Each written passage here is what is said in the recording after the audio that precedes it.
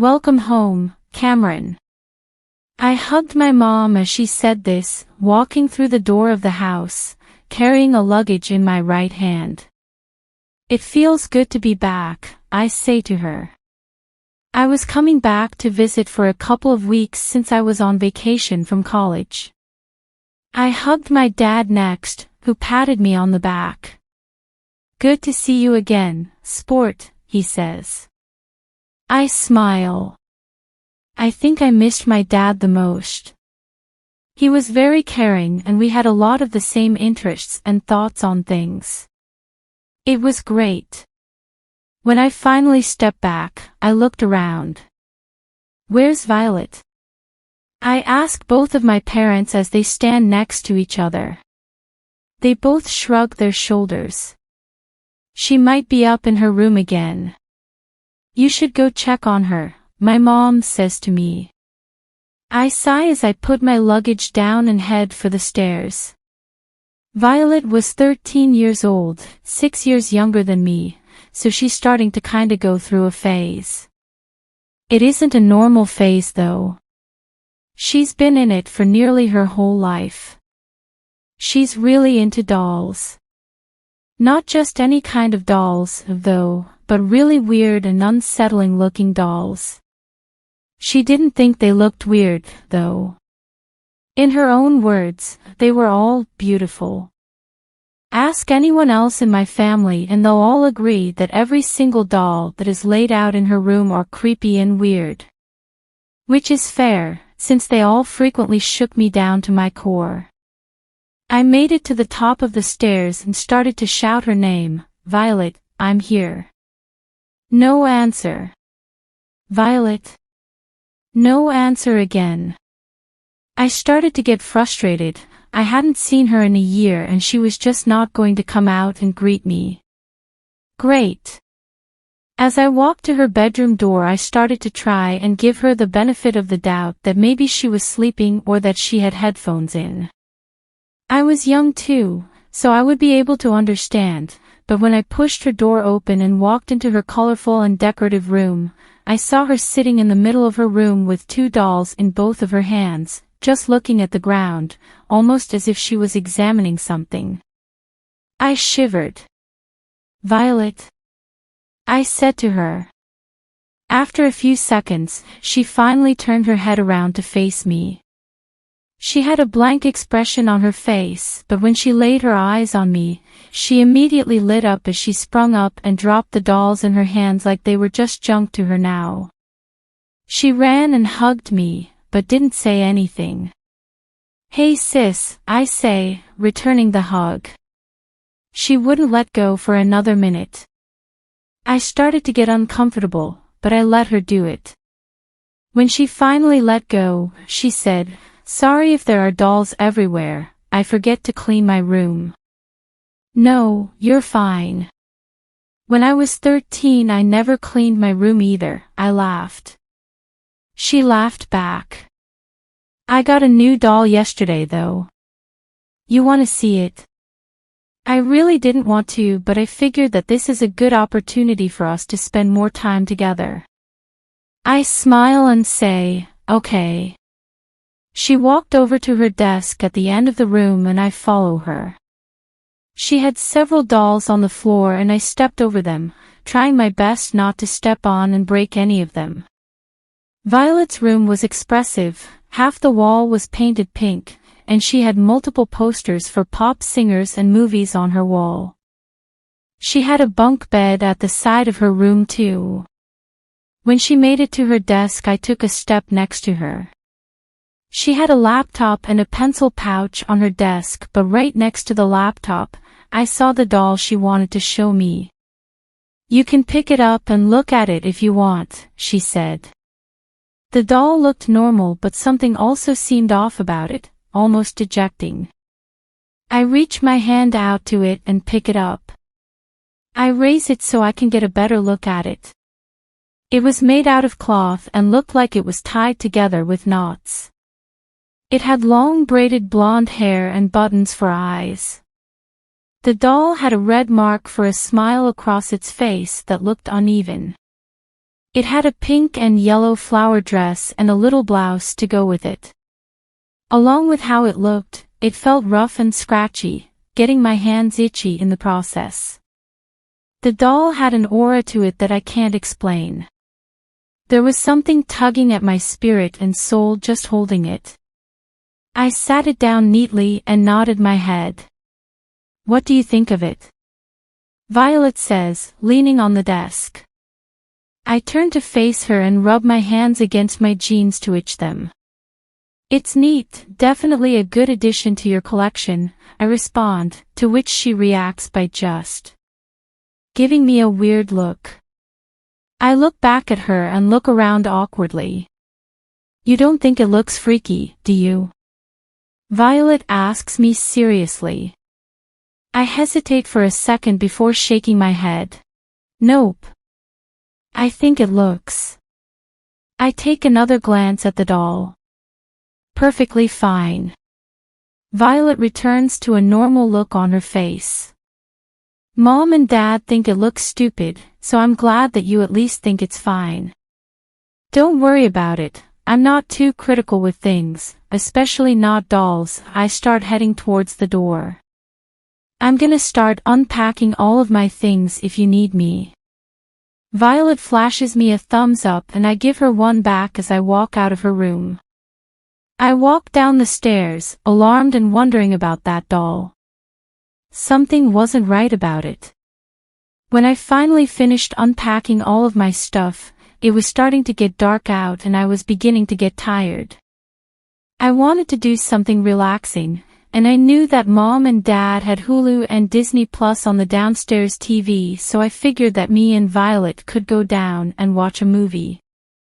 I left my room and went to her bedroom, pushing the door open, and walked in. "Hey Violet, did you want to watch a movie or something dash?" Violet wasn't in her room. The room was dark, with no sign of her anywhere. Everything was the same in her room as it was earlier. My eyes danced around everywhere, searching for her to see if she was hiding, but nope. She wasn't anywhere. I took another step into her room and accidentally stepped on one of her cloth dolls. I lightly kick it away as I see the doll from earlier, sitting up on her desk with a piece of paper in front of it. I get curious and walked over to the desk. I pick up the piece of paper and stare at the doll for a moment. It was as if the doll's eyes were looking at every move I made, every action I did. It was starting to freak me out. I looked at the piece of paper, the text written in red marker. My eyes widened as I read, "You will be bloody tonight, Cameron." I wasn't taking it too seriously at first because I didn't even know what that meant. Did it mean I was going to get stabbed or something? Did it mean they were going to pour something on me? I didn't know, but my brain was telling me to make sure whatever it meant didn't happen. I started to take it more seriously. At that instant, Violet walked into the room and turned on the light. I jumped at the feeling of the lights and turned around to see her standing in her doorway. "Cameron, what the hell are you doing in my room?" she says angrily. I understood her tone because I went into her room and was looking at her stuff without asking, but I didn't care then because I truly needed to know what the writing on the paper meant. "Can you come here for a second?" I motioned for Violet to get closer to me. "Not until you tell me why you're in my room." I was going to ask if you wanted to watch a movie and I saw a piece of paper. "It doesn't matter, just come here, please." Violet groans as she walks to me. I give a slight smile.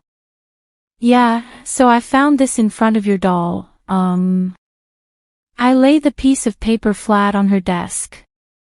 She leans over to read it and I hear her gasp. "What does this mean?" I'm confused here. "I did not write this," Violet exclaims.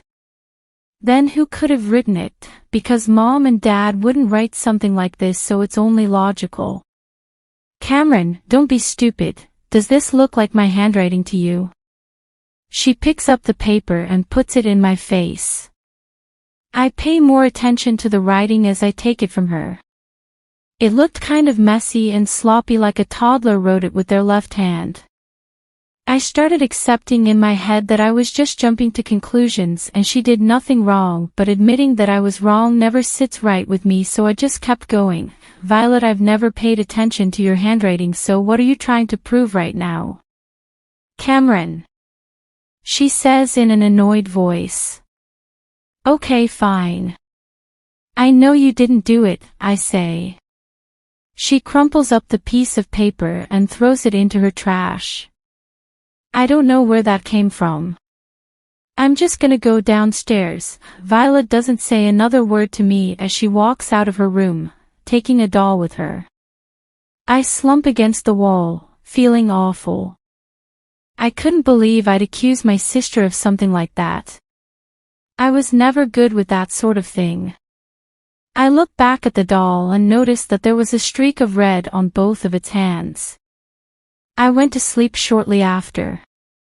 It was a long day and I felt like I needed some rest anyway after that encounter with Violet. It was about 9 p.m. at that point. I woke up at some point in the night in a sweat, staring up at my empty ceiling. My eyes were wide and my body was stiff, my legs not being able to move, almost as if I was a paraplegic. The room was dark and ominous, and I felt a presence in the room with me. I wasn't alone. It was a feeling I had never experienced before, but once that feeling was over me, I didn't want to move. I didn't even want to move my eyes around. I shortly realized that it felt like there was something in my left hand, and I felt something warm on my right wrist. It also felt gross. What was once desperately not wanting to move, I was now fiending to move my arms to see what was going on. I looked down at my left hand, and even in the pitch black that was my room, I was able to make out a knife in my hand. I let out a quiet scream and let go of it, perplexed and concerned. Why was I holding a knife? I stared at it for a while, then I quickly looked at my right hand to see what was on my wrist, and I realized in a matter of seconds that there was a deep cut on my wrist, and blood was oozing out of me. I put 2 and 2 together and I was able to register that I had done this to myself. But how? I was asleep. I was never a sleepwalker, so me sleepwalking wouldn't make sense. I wouldn't be able to know what happened anyway because we didn't have cameras in the house.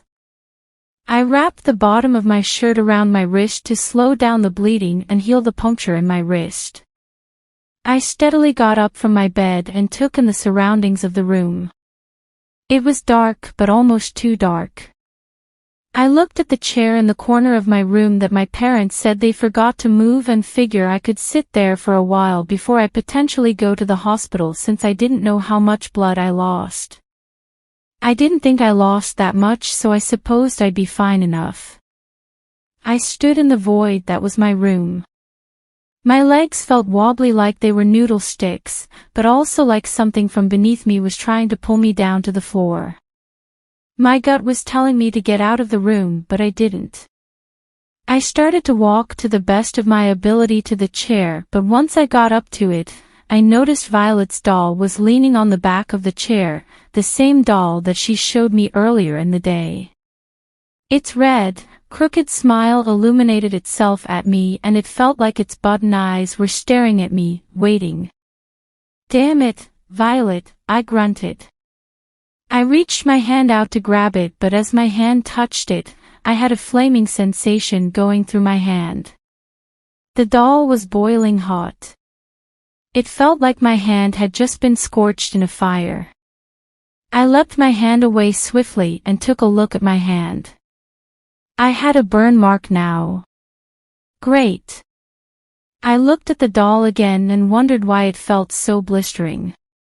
If it had been set on fire, it would have burnt to a crisp, not be perfectly fine. I poked it and the same sensation went through my finger, but this time it felt worse. I had to suck on my finger to make the pain slightly less critical. The doll was still in its same position and the knots tying the cloth together looked a little looser than before. I was getting freaked out because I didn't know what was happening. I looked back at my wrist and unwrapped my shirt from it. The bleeding was still happening, but it wasn't as bad and it didn't look as severe anymore.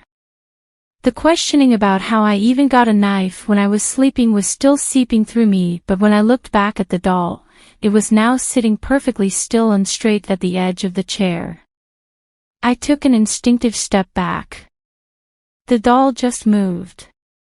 Admittingly, I didn't see it happen, but it wasn't in that position before.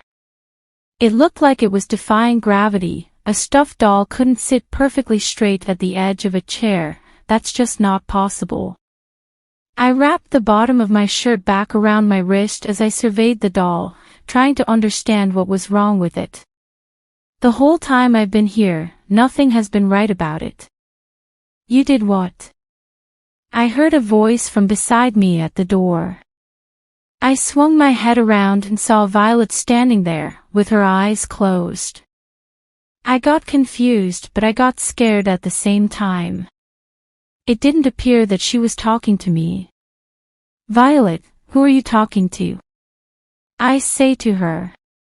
She didn't respond or react to me though, or open her eyes. I noticed then that she was facing the doll.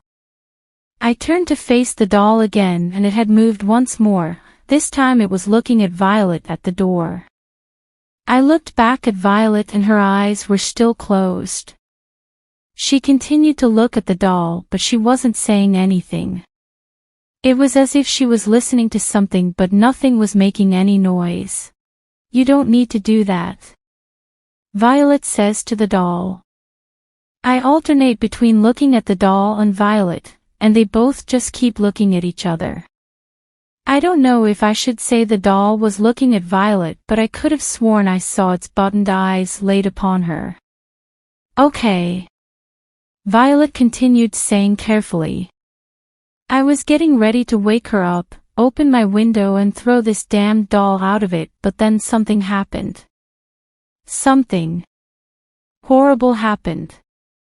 I watched as I heard a rip come from the back of the doll, and before I could question what was happening, something slowly crawled out of the doll.